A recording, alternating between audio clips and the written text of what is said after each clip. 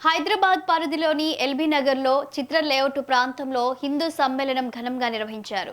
ఈ కార్యక్రమంలో సుమారు 3000 మంది 8 కాలనీల నుంచి పాల్గొన్నారు. మనమంతా హిందువులం, మనమంతా భారతీయులం అనే నినాదంతో ఈ సమ్మేళనం జరిగింది. హిందూ భావవ్యాప్తి వేగంగా విస్తరిస్తుందని, హైదరాబాద్లోనే వందలాది సమ్మేళనాలు జరుగుతున్నాయని నిర్వాహకులు తెలిపారు.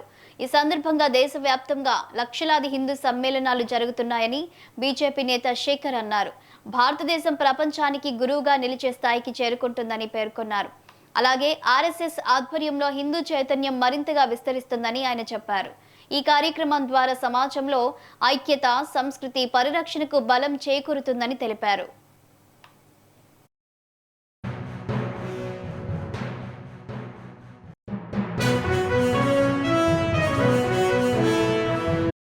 సుదైవ కుటుంబ భావన కలిగింది. ఈ రోజు భారతీయ కుటుంబ వ్యవస్థను పరిరక్షించుకోవాల్సిన అవసరం ఉంది.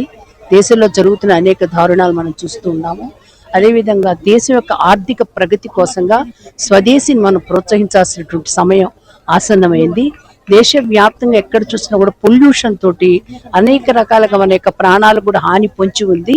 వాటి పర్యావరణ పరిరక్షణ చేయడం కూడా ప్రధాన ధ్యేయంగా తీసుకోవాల్సిన బాధ్యత ఉంది. అలా ప్రతి వ్యక్తి కూడా ఒక ఉత్తమమైనటువంటి పౌరుడిగా మారి నాగరికతని రక్షించాల్సిన అవసరం ఉంది.